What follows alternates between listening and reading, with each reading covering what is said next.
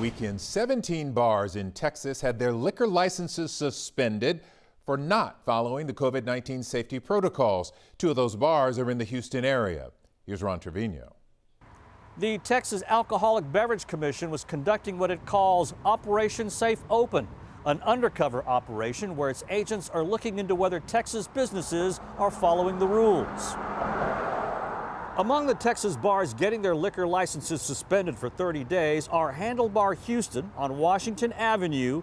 Here's a pic the TABC tweeted about what they saw there the other night.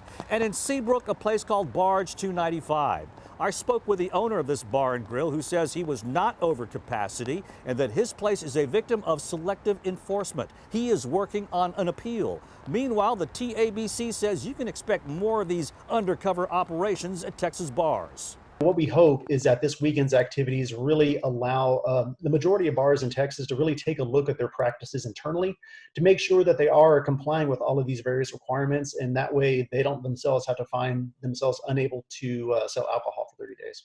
30 days for the first violation, 60 days for the second.